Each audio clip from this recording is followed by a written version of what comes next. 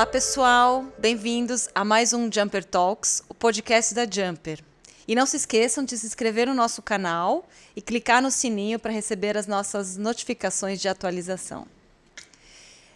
Bom, a gente está aqui hoje com um convidado muito mais do que ilustre, uma pessoa muito querida, Pablo Moya, 44 anos, psicólogo, fundador da Jumper e fundador do WCMX no Brasil. Bem-vindo, Pablo, ao nosso Jumper Talks. Bom, obrigado pelo convite. Jumper Talks, muito legal. A gente vai conversar sobre muitas coisas aqui, mas antes de mais nada, a gente precisa apresentar um pouquinho sobre você. Fala um pouquinho sobre você para nós. É difícil falar sobre a gente, né? Mas eu vou falar sobre a história da Jumper, que tem muito a ver comigo e é uma forma de expressar um pouco quem eu sou. Bom, formação, psicologia. Sempre fui direcionado à psicologia do esporte, sempre gostei. O meu foco, quando eu entrei em psicologia, era ser psicólogo esportivo de equipes de big rider de surf. Porque me identifico com o surf, me identifico com o esporte radical, sempre gostei desde criança. Então tem um viés no meu sangue aqui que pulsa por coisas radicais. Não tem como, faz parte de mim. E caí no mundo paralímpico por causa de você. Você me trouxe aqui para Rio Claro. E aí a gente começou com o time paralímpico da cidade. A minha formação em psicologia do esporte foi o primeiro psicólogo esporte a fazer um trabalho de conclusão de curso para basquete sobre rodas. Não tinha até então psicólogo na época. E aí, foi aí. A atuação começou aí. Foi direcionado para esse tipo de coisa. E gostei bastante e me especializei cada vez mais em esporte adaptado. Para quem não sabe, a gente fundou o Instituto Spine Social em 2005 e a gente fazia algumas ações onde a gente arrecadava fundos para algumas instituições, onde a gente trabalhava tanto com instituições voltadas para o esporte, outras voltadas para a arte, outras voltadas para a reabilitação. E nesse meio tempo a gente acabou tendo contato com o esporte paralímpico. Foi quando o Pablo estava na faculdade, já tinha feito a especialização de psicologia do esporte e começou a atuar com o esporte. Né? Tinha um time aqui na cidade que eles jogavam a terceira divisão. E eu lembro que a gente chegou aqui na cidade, aqui, baita de um calor, Rio Claro, nossa.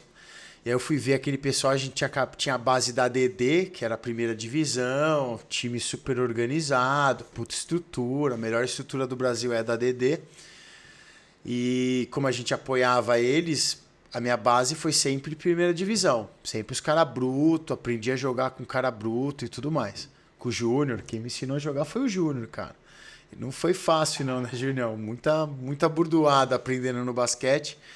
Eu consegui levar essa base de primeira divisão pro time aqui da cidade. E era interessante na época que eu via os caras treinando 4 horas e sem hidratação, puta de um calor, a estrutura que eles tinham lá na quadra parecia uma estufa. Uma cadeira na época super defasada, de metal, pesada, nada sob medida, bem estranho. Vindo numa realidade que a gente pegava a DD trazendo as cadeiras ainda importadas, na época era top end e tudo mais, tinha só produto importado. Bom, a gente conseguiu um grande avanço ali aqui na cidade. E aí o Instituto apoiava, né? Então você conseguiu, era a única que acreditava na gente, apoiava a gente com R$700 e a gente fazia milagre com isso, né? Eu levava comida para os treinos, para a molecada, sanduíche. E aí ali foi realmente uma abertura do campo, porque não era apenas uma reabilitação do basquete, a gente começava a trabalhar uma reabilitação social, né? Então, eu falo que quando eu preparava os lanches, as bolachas, os sucos, aqueles negócios para hidratar a turma, viam família vir buscar e comer. Eu lembro que tinha gente que vinha de Piracicaba só para levar um lanche embora, só para comer aquela bolacha, tomar aquele suco e voltar bem. Então isso foi muito motivante para mim no momento que eu estava descobrindo o esporte adaptado. Eu vi a carga social que tem atrás do esporte adaptado. Isso me encantou e fez com que eu atuasse muito, muito plenamente nisso. Então a gente treinou basquete durante 2, 3 anos sem parar, até 2007. Foram 3 anos. 3 anos. 5 horas por dia de basquete. Intenso. Então, lá que eu encontrei o Adriel, lá que eu encontrei as pessoas que foram começar um outro esporte no futuro. E aí, como a gente trabalhava várias modalidades e apoiava a ADD na época, nós fomos chamados se a gente poderia apoiar um atleta a participar do Ironman em Florianópolis, o André Sux, um atleta amputado. E aí nós fomos e lá nossa vida mudou, né? Cortamos uma bicicleta de fibra de carbono, é isso? Também. Para fazer uma perna mais aerodinâmica, uma coisa assim. Sim. Fizemos os plug, colocamos na perna dele para ele começar o triatlo adaptado, que foi 2006 isso? 2007. 2007, legal. E aí lá a gente conheceu o Fábio Maia. Puta, Fábio Maia. Fábio Maia é o cara. E aí ele nos mostra o vídeo do Aaron fazendo backflip numa cadeira de rodas. O Fábio chegou pra mim. O Fábio Maia, ele é um querido, que ele tem um trabalho aí voluntário muito legal em volta do mundo aí, né? Então ele chegou falando, cara, você tem um perfil de um professor dessa modalidade. Que na verdade não era nenhuma modalidade, era um feito extraordinário. Né? Aquela época, um deficiente físico fazer esporte já era difícil, fazer uma coisa daquele jeito que o Aaron fez era um feito. Então eles levaram mais para o Guinness Book, mais para um feito extraordinário, entendendo que jamais ninguém poderia estar fazendo aquele tipo de coisa. E como a gente estava naquela pegada de esporte, de querer mudar esse meio, o tempo estava totalmente a nosso favor, né? Esse mercado estava precisando de uma mudança. Eu consegui entender que aquele feito não era um feito. Aquele feito era possível de ser realizado. E se é possível de ser realizado por outra pessoa, basta treinar. E se tem treino, tem reabilitação. Então, na hora eu entendi como profissional da saúde que a gente tinha na frente ali um esporte que traria uma reabilitação e um esporte que se tornaria um esporte radical, que seria o skate em cadeira de rodas. É uma coisa que jamais ninguém tinha pensado nisso, jamais ninguém tinha praticado isso, foi só o Aaron na época mesmo. E aquilo me deslumbrou um mundo, talvez tudo isso que tem acontecido hoje já foi deslumbrado naquele momento. Tanto que quando a gente voltou para Rio Claro, acabou o basquete e vamos começar a praticar o hardcore city na época. Uhum. E aí eu lembro muito que o Fábio, quando ele veio conversar comigo, porque ele não tinha conversado com você, né?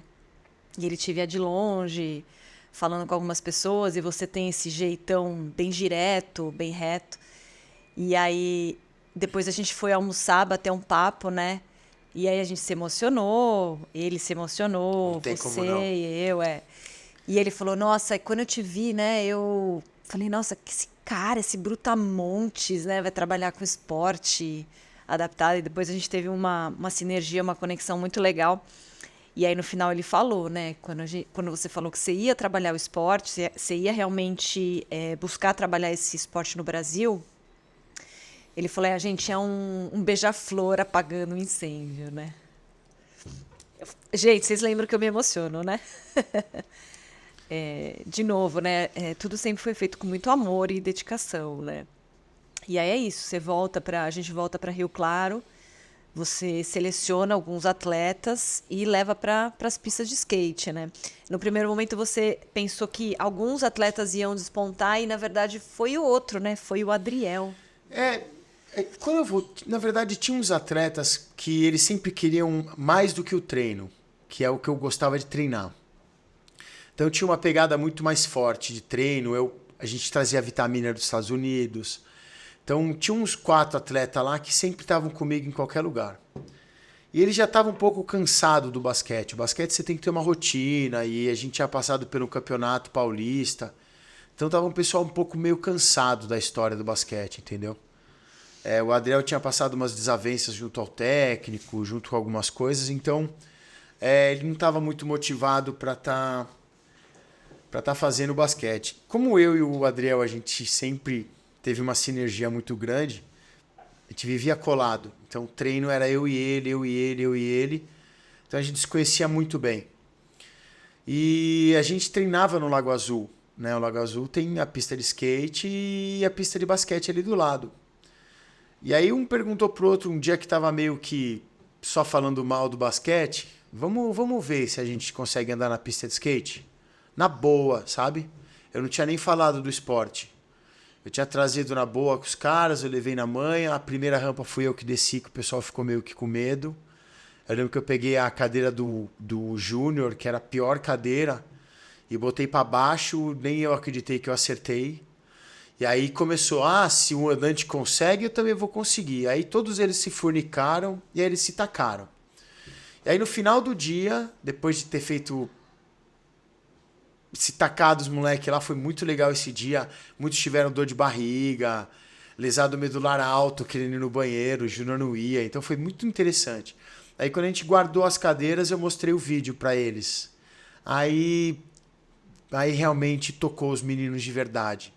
E aí, a partir daí o telefone 7 da manhã já estava ligando, e aí vamos treinar. E a partir desse dia a gente nunca mais parou de treinar o WCMX. Que era o Hardcore City, Que era o Hardcore City, porque era um estilo de vida, né? Por isso chamava hardcore. Era o cadeirante hardcore, né? Na época. Não tinha muito a ver com o esporte, né? Uma nomenclatura simples, direta e americanizada mesmo, né? Que é da onde isso foi criado.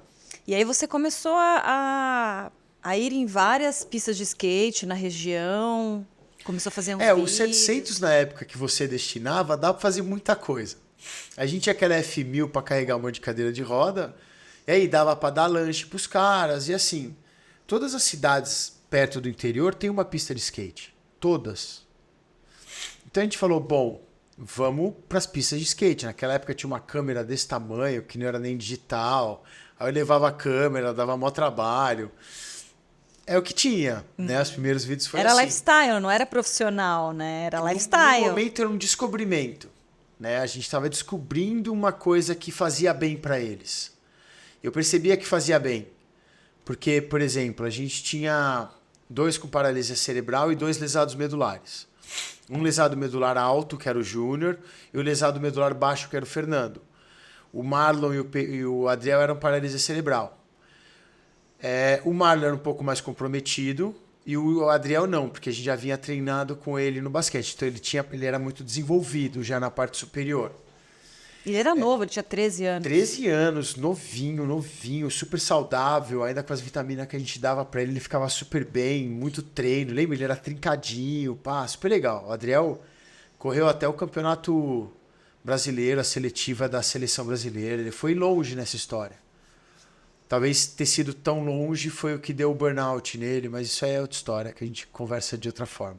Aí, Tem gente, já ficou uma brecha para mais uma entrevista aqui. O que é burnout no esporte? É muito importante saber. A gente entra numa outra conversação sobre isso. Bom... E aí, você começou a fazer vários vídeos e colocar na internet. Foi. Vários vídeos. Era o jeito. A gente fez vídeo, editava no computador e internet, aquela coisa roots, né?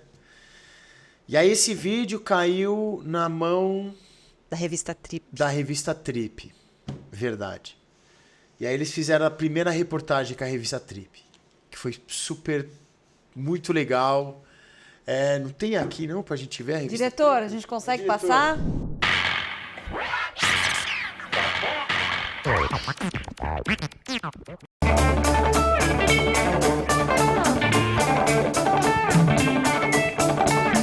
Cara, adrenalina pura.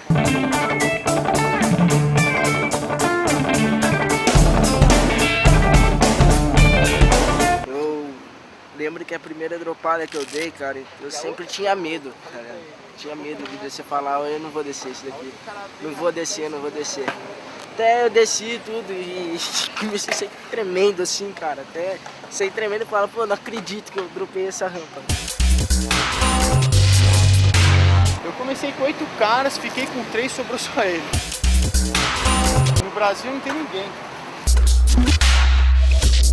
Esse daqui, ele é bom em qualquer esporte, ele tem uma mentalidade boa para esporte. Uma beleza.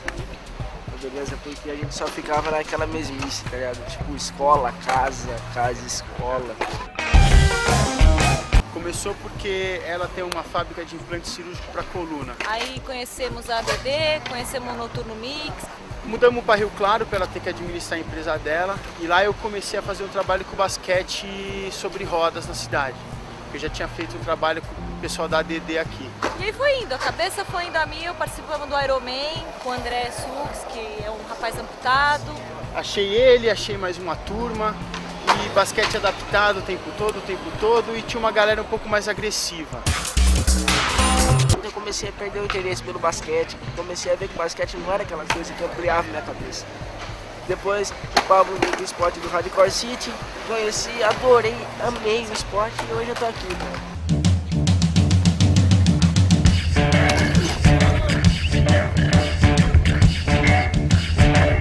Essa aqui é uma cadeira de basquete que a gente adaptou para pegar corrimão. Essa aqui é a cadeira de street que a gente fala.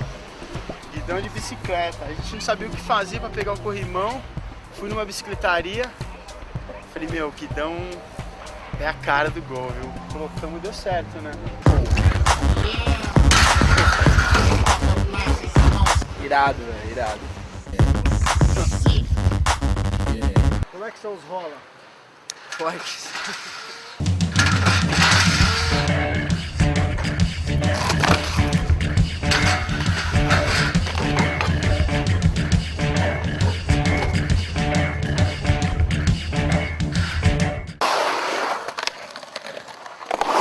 Andar de cadeira de roda assim, cara, surpreendeu muito a primeira vez que eu vi.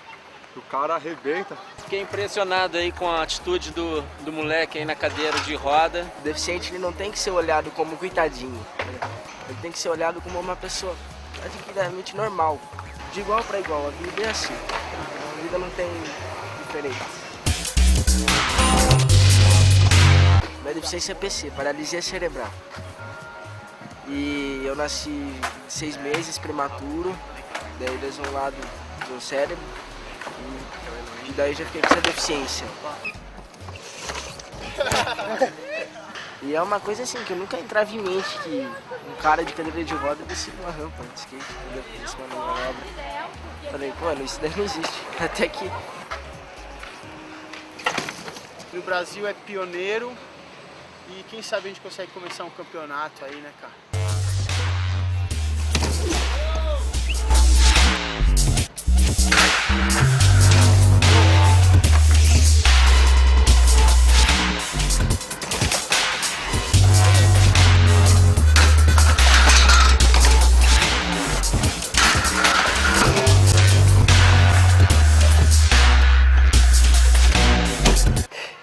Mas é bacana. Pablo, a gente percebe nos vídeos que vocês usavam uma cadeira de basquete, é isso? É o que tinha, meu. Não tinha...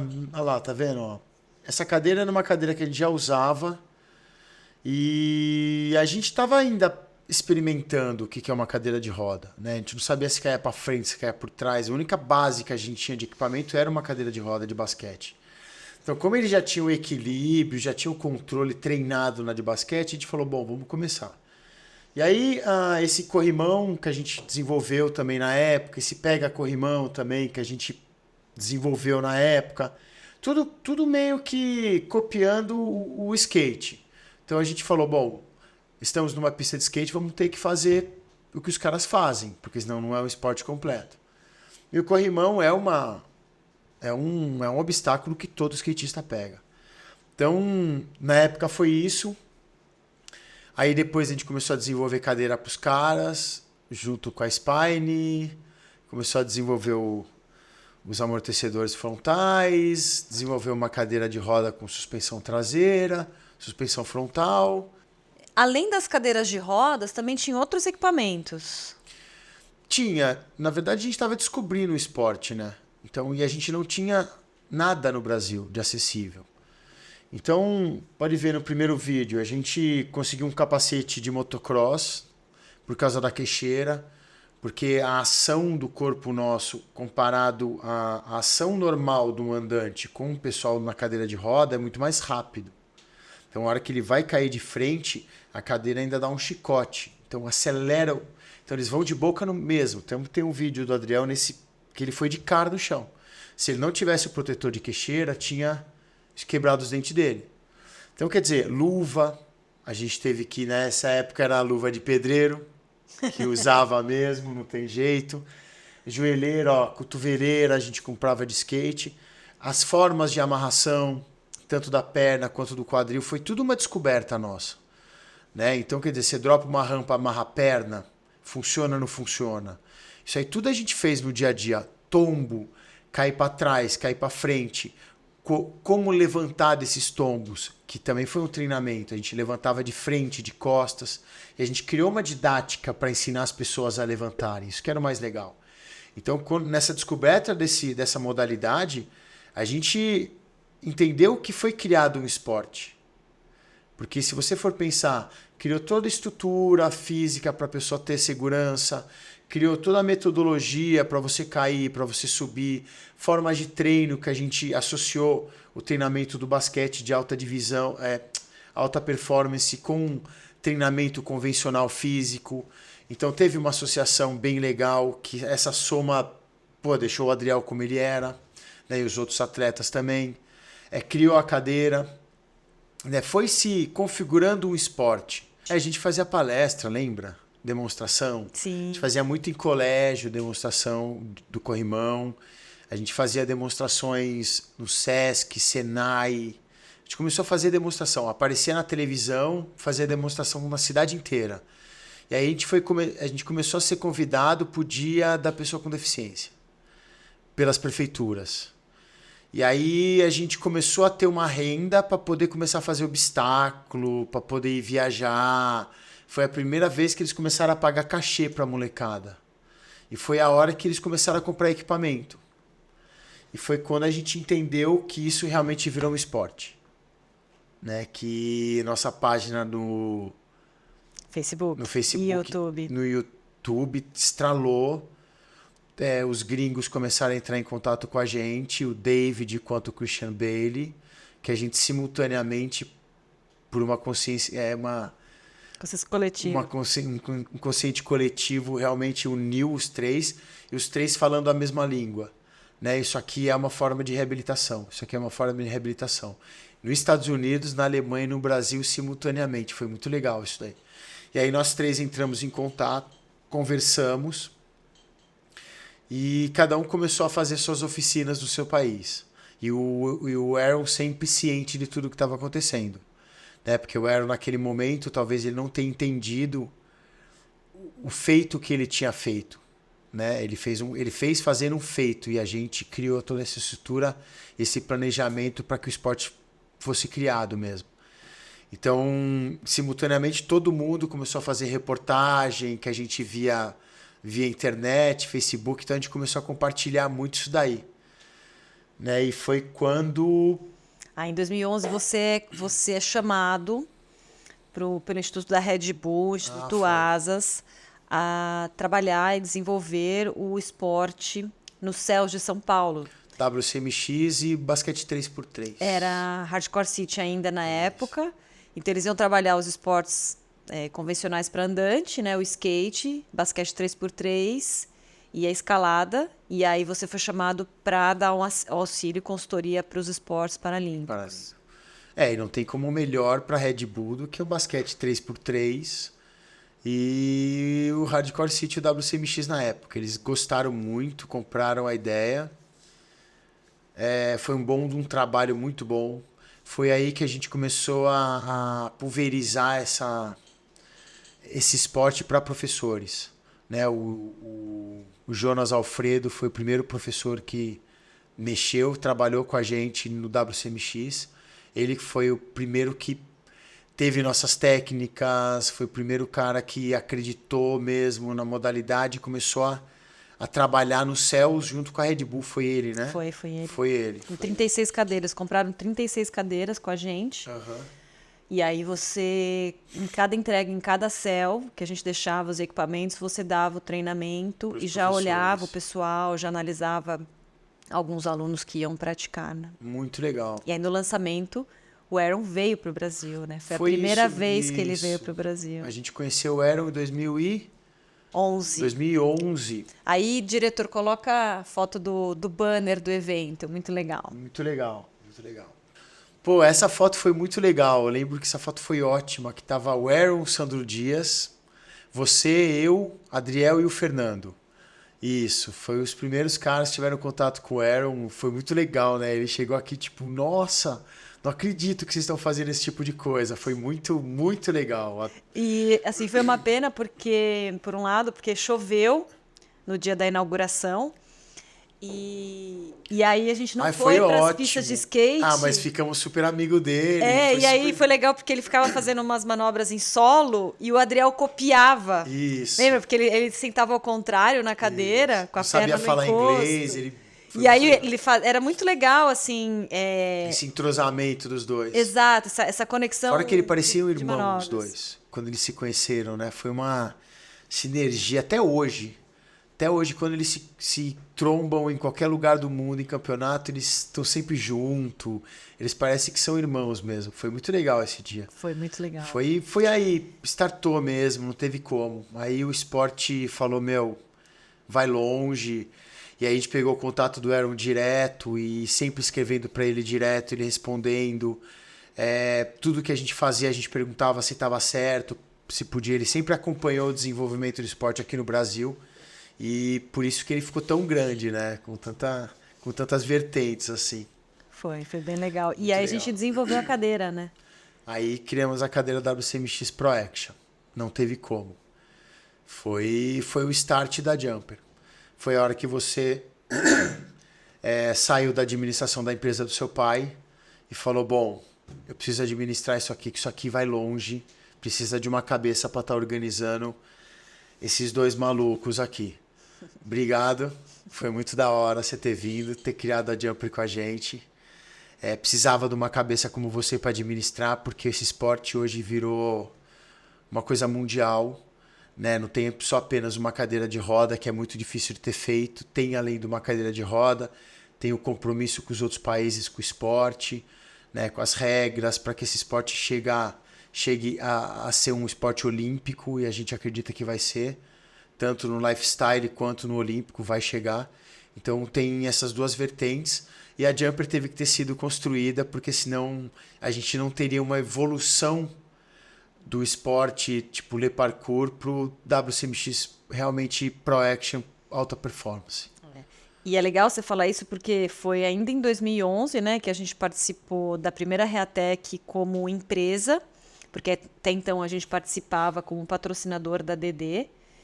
E aí em 2011 a gente tem um stand da Jumper e aí a Michele vai até o nosso stand. Michele Castilho. Michele Castilho. Importantíssimo. E ela fala que você já estava procurando, na verdade, um atleta, uma pessoa para trabalhar o esporte high performance profissional mesmo. E aí ela fala para você que ela conheceu uma pessoa que seria muito legal para praticar. A Michelle, ela chegou como um anjo para dar uma startada nisso. A gente já estava naquele movimento de querer... depois que a gente falou com o Aaron, a gente entendeu que a meta era fazer o backflip. Para realmente ser comprovado que isso tem que ser um esporte. Enquanto outra pessoa não fizesse o backflip, esse feito não teria sido quebrado. O canadense fez no gelo, né? Mas no gelo, com toda a estrutura, tudo mais. Puxado, não sei se foi por um carro ou por um snowmobile, né? Snowmobile foi puxado. Mas é um backflip, tudo bem. O nosso backflip foi direcionado à prática do skate. Então essa era a nossa meta.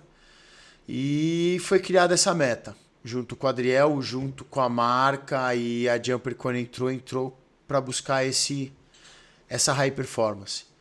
E foi aí que eu fui buscar o Pedrinho em Caraguatatuba.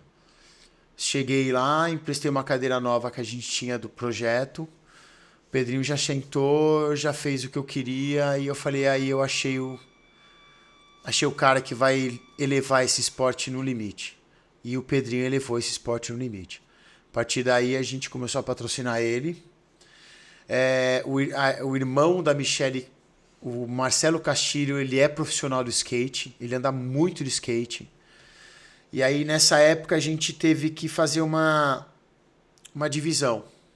Eu tive que ir com você para desenvolvimento de produtos e tecnologias. E coloquei o Marcelo Castilho junto com o Pedrinho como treinador e consultor e tudo mais. Marcelo entrou na faculdade, né, de educação física, teve um puta desenvolvimento pessoal junto a ele. Ele e o Pedrinho viajaram bastante com a gente, fizeram muita palestra, né, eles chegaram a fazer backflip to fake, handplant, todos os tipos de manobras ultra radicais. Então, eu digo que o Alta Performance do WCMX não foi sozinho, né? Sempre foi um conjunto de equipamento desenvolvido pela gente, treinador que foi o Marcelo Castilho e o Pedrinho com a sua radicalidade intrínseca dele, né? Então foi essa soma que fez esse upgrade no esporte e comprovou que isso era realmente uma modalidade para ser aplicada. Então, e aí foi muito rápido o desenvolvimento dele, né? Porque aí em 2013 ele faz o backflip com auxílio do Marcelo. Empurrando, mas ao vivo na Sport TV. Foi. No fundo de concreto. Na pista de concreto, na reportagem do Zona de Impacto. Zona de Impacto ao vivo. Com a Roberta Garcia. Muito legal. Foi inacreditável. Ali abriu. Ali a gente falou, bom, Campeonato Mundial. Vamos pro Campeonato Mundial. E aí a gente começou a arrecadar dinheiro, começamos a fazer um monte de coisa para poder levar o Pedrinho pro Campeonato Mundial. E foi aí que estralou de verdade. Aí em 2014 ele faz o backflip sozinho, sem auxílio, num evento aqui em Rio Claro, no Tatu Fest. Eles construíram uma rampa especial para ele, porque tem que ter uma acessibilidade para a parte mais alta da rampa, para ele poder ter a velocidade específica para poder executar. Né? Ônibus amarelo. Foi lindo. Né? Foi lindo. Tinha um ônibus amarelo que tinha todas as nossas rampas lá dentro. A gente parava, montava a rampa e o Pedrinho meteu um backflip mesmo. Todo mundo viu. Não tinha como negar que foi um backflip sozinho, cravado, segundo do mundo, mais bonito que teve. E aí, nesse ano, a gente vai para a Alemanha, na Feira da Reaquer. Uma cadeira social. Foi uma Le Parkour. Não foi nenhuma cadeira com suspensão. Foi uma Le Parkour. Foi. E aí a gente vai para Reaquer, na Alemanha, nesse ano. Aí o Pedrinho conhece o Aaron pessoalmente. Ah, foi a mudança do nome. Verdade. Conhece o David também. Sim. E lá vocês conversam sobre a criação de um nome da modalidade. Não era mais hardcore, porque hardcore, quando a gente jogava na internet, no Google, aparecia coisas pornográficas. Ninguém entendia. Você falava para um brasileiro hardcore sitting, o cara, o quê?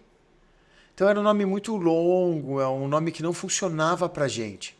Precisava achar um nome mais sonoro, mais rápido, mais americanizado. Vai fazer o quê? Saiu de lá. E aí, quando o Aaron conheceu o Pedrinho, ele realmente entendeu que tem um cara na bota dele. Que realmente tinha um cara que estava treinando pro Campeonato Mundial ser paralelo. Não ele ser o extraordinário, né? Tinha uma pessoa que estava treinando para ser forte igual ele.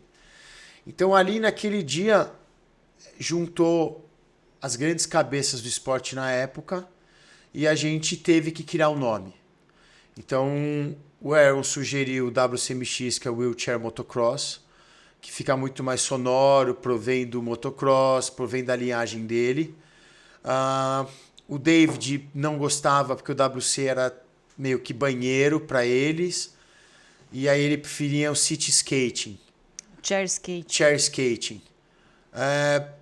A gente achou na época que o chair skate também era muito longo para o Brasil.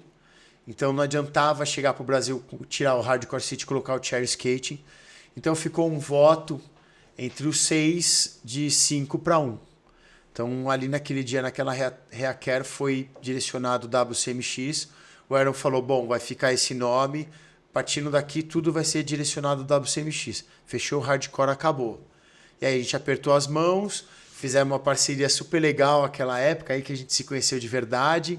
E foi aí que foi a mudança do nome mesmo. Foi quando teve a divisão ou o entendimento que tem profissional na jogada. E aí, em 2015, acontece o primeiro campeonato mundial de WCMX no Texas. Dá uma olhada. E a gente vai rodar o vídeo para vocês verem.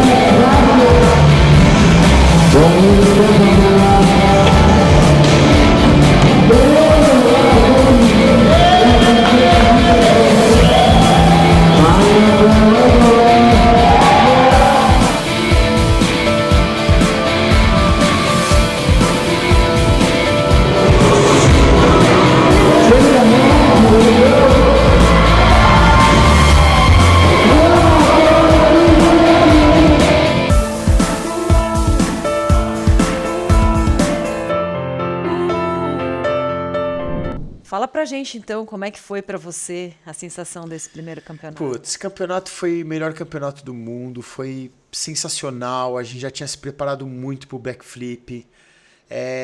Que pena que o Marcelo não foi, porque não tinha verba mesmo, era gente na luta mesmo. Foi maravilhoso, olha como tá vendo. Foi a primeira vez que eu dei oficina para criança internacional, sabe? Foi a primeira vez que a gente testou fazer um pré-julgamento de etapas das pessoas para selecionar que níveis eles estão. Foi o backflip do Pedrinho. Pau, cravado, o único que meteu backflip no campeonato. E aí esse campeonato foi muito hardcore mesmo, porque não tinha juiz, era uma coisa meio aberta, tinham 3 fabricantes de cadeira de roda diferente, atletas de alto nível patrocinados querendo mostrar trabalho lá. Então esse campeonato foi o mais radical, foi o mais explosivo, foi muito alinhado, né? O Pedrinho ele meteu um backflip, 2 backflip, o Aaron não meteu backflip. Então, se fosse colocar hoje no juiz, seria empatado, muito bem empatado, né?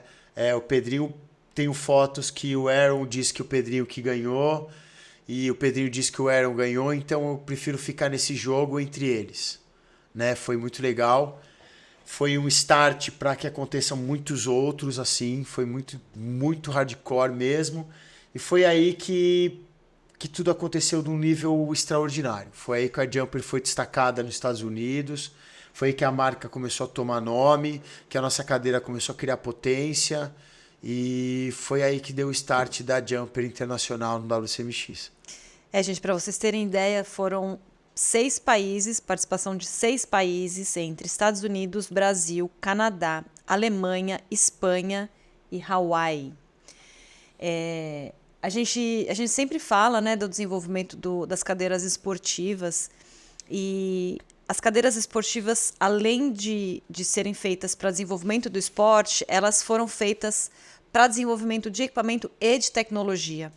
Então, quando a gente trabalhava o esporte, era focando no desenvolvimento do esporte, mas em melhoria de produto nacional, que aqui no Brasil também não se tinha esses produtos de alta resistência e qualidade.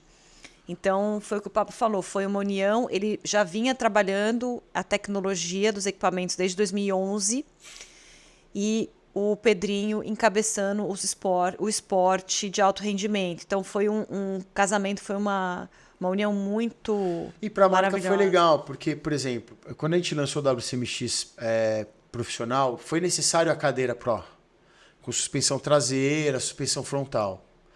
Para quem está querendo começar o WCMX, tem o Le Parcours, né? O Le Parcours foi uma outra modalidade que a gente criou, mas de uma forma mais de reabilitação. Baseada no quê? Baseada nas nossas ruas do Brasil, certo? Para você andar na rua do Brasil, você tem que ter muita criatividade e tem que ter muita manha na cadeira de roda, além de uma cadeira de roda boa. Então, como a gente ia para os lugares treinar pela rua, a gente já fazia o nosso pré-treino nas ruas. E a gente chamava isso de Le Parcours. Tanto que a cadeira da Jumper hoje chama Le Parcours. Por quê? Ela é extremamente resistente e preparada para os solos brasileiros. Então, a pessoa, para andar numa rampinha pequena, para fazer alguns tricks, fazer algumas coisas diferentes, pode ser uma cadeira Le Parcours normal, do dia a dia. Só vir aqui, a gente faz as medidas certinha, para o cara estar bem alojado na cadeira e ele poder praticar, com a própria cadeira social dele, não tem problema nenhum.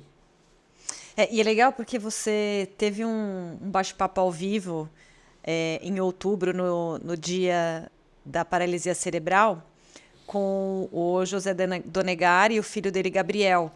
E eles compraram uma cadeirinha com a gente nessa época, em 2011, 2012.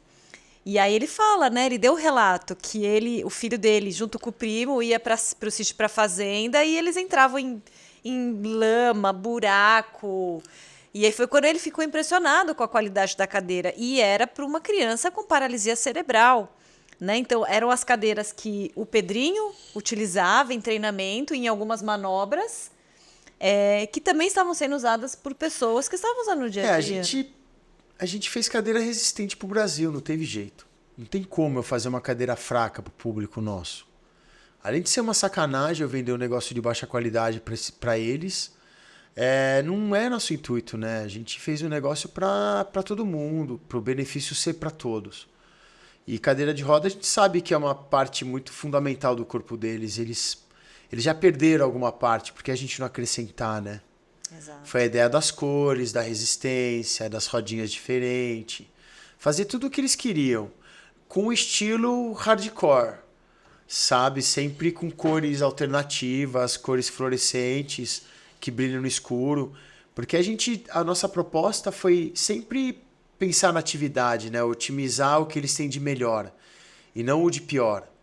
Então, sempre quando fazemos as cadeiras para os caras, para todo mundo, é para pensar em ele sendo ativo, para melhorar a vida dele, para dar um upgrade na vida dele. É a nossa proposta básica, tanto para esportiva quanto para o do dia a dia. E se não tiver possibilidade, a gente consegue algumas possibilidades para ele poder ser um pouco mais ativo. Então é a nossa proposta. Né? E assim, é legal a gente falar disso, porque foi algo que a gente conversou esse ano com o Fábio Maia, quando a gente encontrou com ele novamente, né? Quando a gente entrou no mercado, existiam algumas fábricas que já faziam cadeiras de rodas, mas elas baixa qualidade. E nós trouxemos, além de qualidade, nós trouxemos tecnologia para o mercado. Nós nunca escondemos ou quisemos não compartilhar com os nossos ditos concorrentes. Então, quando a gente começou a trazer os componentes coloridos, a gente trouxe o nome da tecnologia, a gente trouxe componente anodizado. É por isso que a gente não tem concorrente. Porque eu não concorro com ninguém. Eu trago a tecnologia para eles. Né? Quando a gente veio do implante, que é alta tecnologia que você veio, micrômetros, não é centímetros, a gente já veio com uma base de produto de qualidade que seu pai trouxe pra gente. Então a gente sempre cresceu em qualidade. Então não é essa a proposta e a gente nem consegue fazer. Então a gente levou qualidade para eles. Para o mercado. Então eu falo que eu não tenho concorrente porque tudo que eu faço foi desenvolvido, todo o esporte, todas as cadeiras foram muito bem testadas, CrossFit, WCMX, Le Parkour, basquete, todas. Então a gente testava em máquinas e testava na pista. Sempre testamos. Então eu nunca realmente entendi que estão... Eles podem até pensar que são, mas não são. E se eles precisarem de informações, a gente passa. O que não é justo é cópia. Né? Mas por isso que eu falo que a gente não tem concorrente, porque eles ainda copiam a gente. Tudo bem. O importante é que mais pessoas façam a modalidade, que as pessoas saiam de casa... sejam felizes, sabe? Vamos acabar com esse isolamento social devido a uma coisa que a gente sabe que com o tempo passa. Então, eu vou mandar tecnologia para eles porque eles, infelizmente, têm uma cultura que é só copiar. E a anodização foi um exemplo muito legal. As peças eram feias, preta. E aí, a hora que lançamos a anodização, copiaram as cadeiras dos concorrentes estão bem mais bonitas. Bom para eles, né, meu? É bom para as pessoas com deficiência, realmente, para os usuários de cadeira de rodas. É por isso que quando eu falo mercado, é isso, a gente impulsionou esse mercado. E a gente mostrou que pode ser criado as coisas. Não precisa realmente você copiar uma cadeira de um produto importado. Pode ser certificado, pode ser qualificado, deve ser. Quando você trouxe a certificação para uma marca que jamais teve no Brasil, que é Inmetro, CEI, todas essas certificações que a gente paga uma fortuna aqui, eles têm que fazer também. Porque não é justo a gente qualificar, ter um custo com isso, a prol do próprio cliente, né, sabendo que ele não vai quebrar sua cadeira, ele não vai cair de boca no chão. Os outros vão lá, copiam a sua peça, não certifica e vende muito mais barato. Por isso que o produto nacional hoje, o barato é caro, elas não duram 3 meses. Então, as pessoas têm que ficar espertas nisso, sabe? No Brasil, vocês têm que entender, produto bom é caro porque tem muitas taxas, tudo é taxado, não tem como viabilizar. E assim, eu lembro que a gente recebeu um profissional da área aqui, né, um fisioterapeuta, e ele andou na fábrica e ele falou, nossa, eu já visitei várias fábricas no Brasil, e nenhuma fábrica tem esse processo produtivo que vocês têm. E eu expliquei para ele, porque primeiro a gente vem com essa mentalidade, tanto da área do implante, como a gente também exporta. Então a gente tem certificações aqui dentro que outras empresas não têm, porque elas vendem somente no Brasil. E aí isso sempre me revoltou. Por que no Brasil a gente permite, né, que as coisas sejam feitas dessa forma? Por quê? Eu tô o quê? Eu estou valorizando o meu cliente. Claro. Eu enxergo para que ele precisa do melhor, né? E com garantia, com todo o feedback que a gente dá. Então, foi um adendo que eu quis fazer aqui. Que é o que a gente fala sobre medida.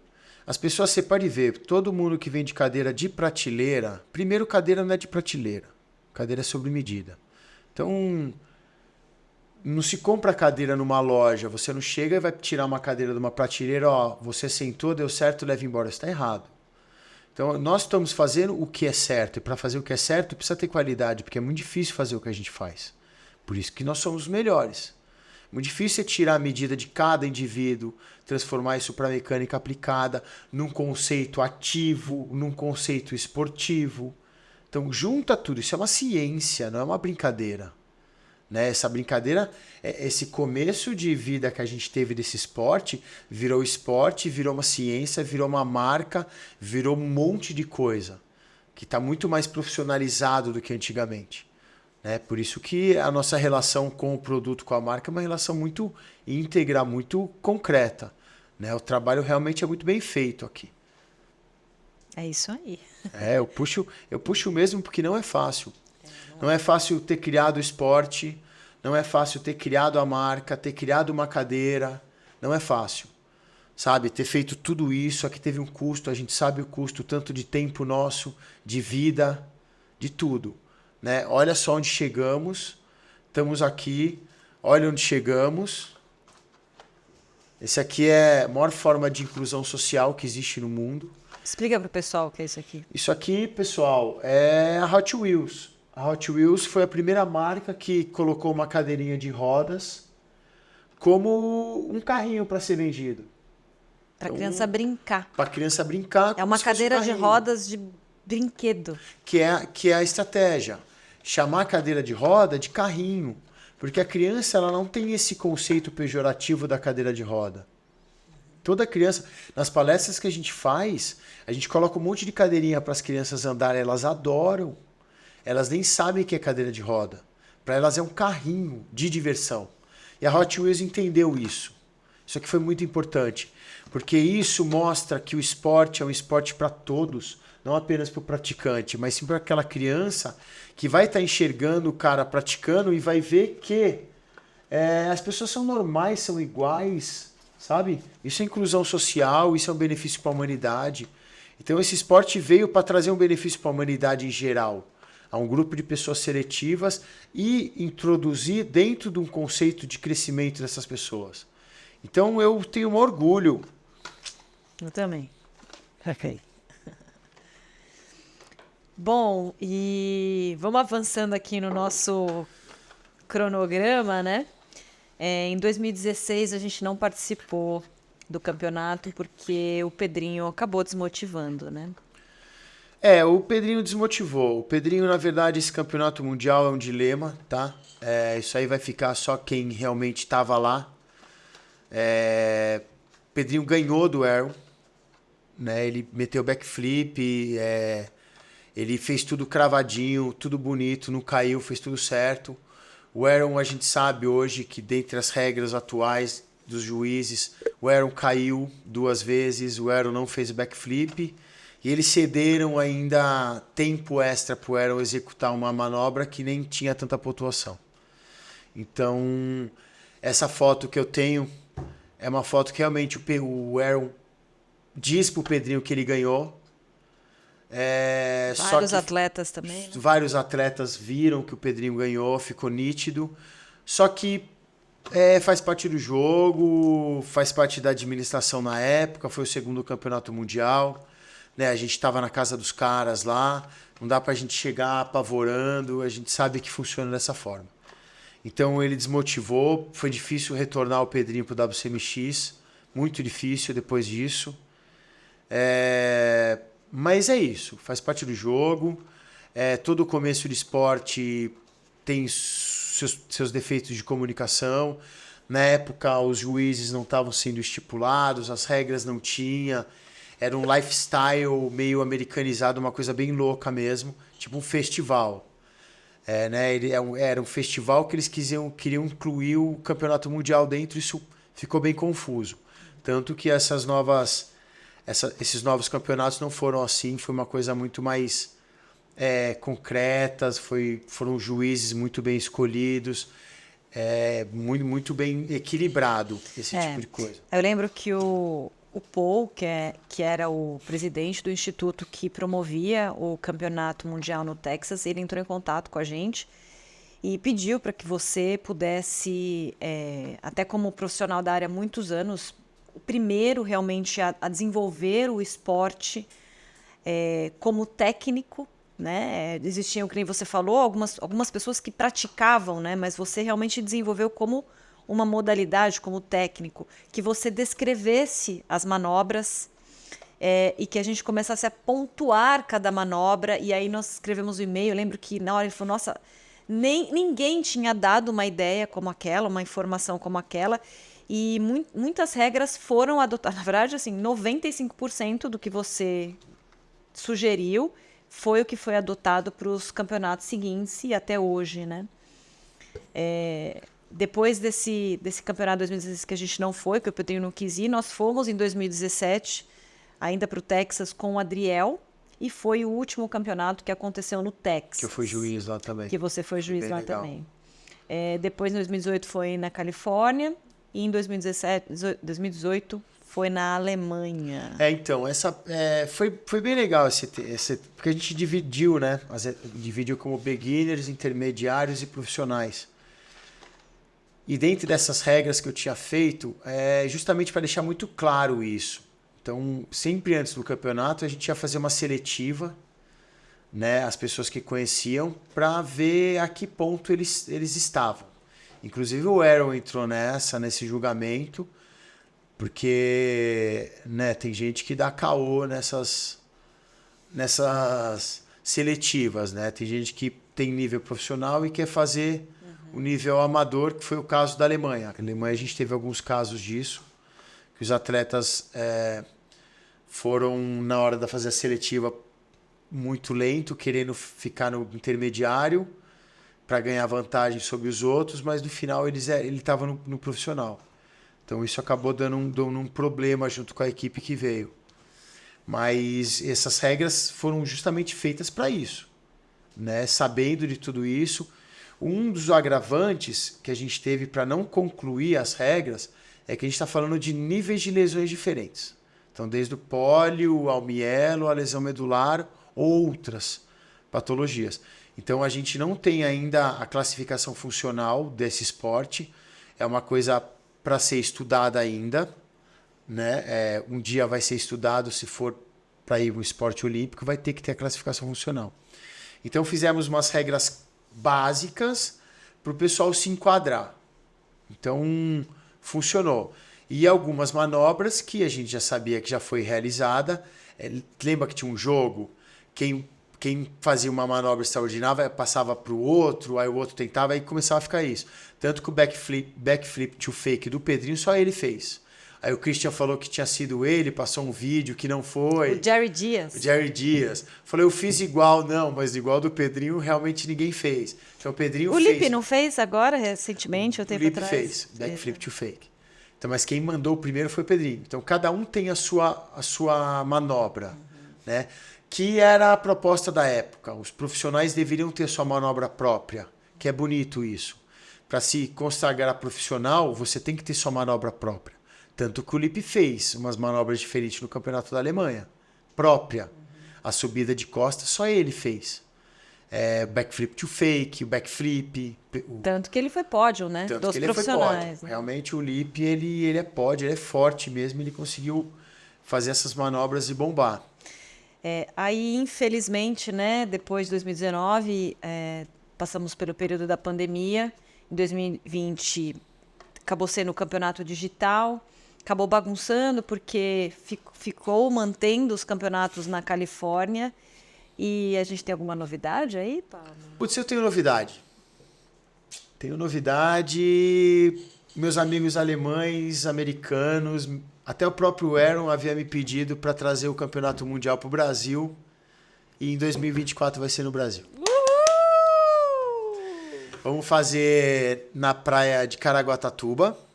Lá é acessível, lá é seguro.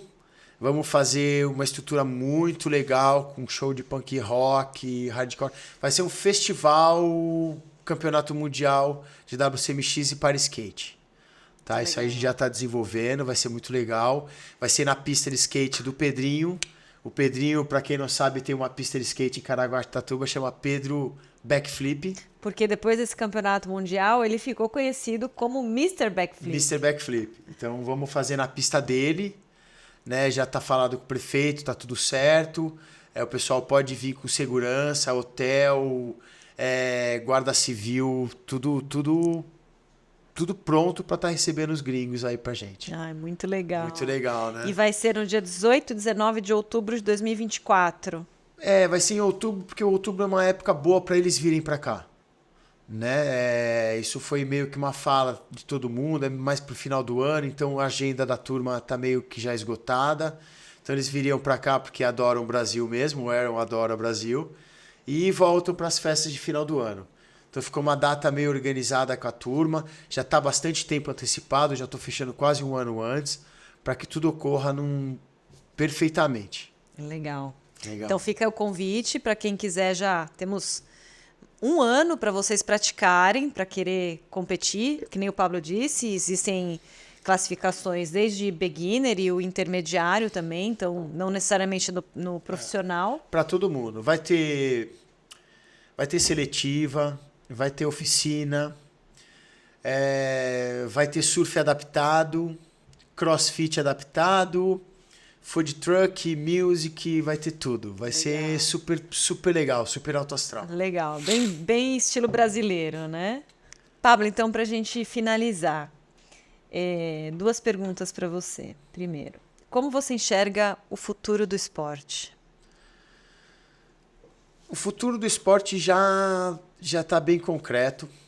A gente já sabe que é uma modalidade que a probabilidade de ir para as Olimpíadas é muito grande, porque se a gente for se espelhar no surf, no skate, que é a mesma coisa, eles já estão nas Olimpíadas.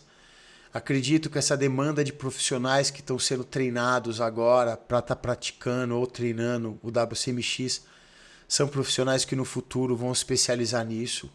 Né? A classificação funcional vai ter que ser aplicada, vai ter que ser estudada, tem que ter algum profissional da área que vá abrir esse campo, precisa, mas a probabilidade de Olimpíadas vai ser muito grande. Muito bom. E a última pergunta, na verdade é um pedido. Queria que você passasse um recado para os nossos fãs e espectadores, tanto o cadeirante que usa a cadeira, quanto a família das crianças, das pessoas que usam cadeira de rodas. Qual é o recado que você quer deixar? Meu recado é assim, para você que sofreu um acidente, foi para uma cadeira de roda, perdeu uma perna, um membro, para você mãe que recebeu um anjo com algum tipo de deficiência, uma paralisia cerebral, uma formação, receba isso de braços abertos. Espere que o tempo ele vai dizer para você o que vai acontecer. O tempo é o melhor amigo de qualquer frustração, de qualquer situação que você não entenda. Existem 1000 possibilidades para o seu filho, para você que sofreu um acidente. A vida não vai parar. A vida tem soluções aplicáveis para você e você vai melhorar, você vai ter um desempenho, você vai para frente. Vai ter dor, vai ter sofrimento, vai ter angústia e confusão. Faz parte do jogo, o tempo vai arrumar vocês. Se vocês estiverem com dúvida, se estiverem nesse processo de angústia, nesse processo perdido, dá um toque aqui para a equipe da Jumper. Nós temos 27 atletas dentro do Jumper Team.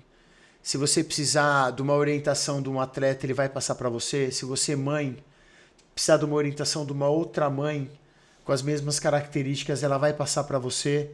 Então, um toque estamos aqui para estar trazendo informação para vocês. O que a gente puder ajudar, a gente vai ajudar com qualidade, segurança e com tudo que há de melhor a gente vai estar passando para vocês. Beleza? É isso aí. Pablo, obrigada. Obrigada por estar aqui, obrigada por passar a mensagem, por me ajudar a contar um pouco a história, a nossa história, né, da Jumper. E obrigada pela parceria. E tamo junto nessa. Também. É isso aí, pessoal. Esse foi mais um Jumper Talks. Como o Pablo disse, a gente conhece muitas pessoas que vão trazer histórias maravilhosas que vão ajudar a todos a conhecer um pouco, seja esporte, seja forma de vida, como as histórias possam incentivar vocês a também praticarem o esporte. Então, obrigada. Não esqueçam de curtir, comentar e nos dar mais ideias. Obrigada e até a próxima. Valeu.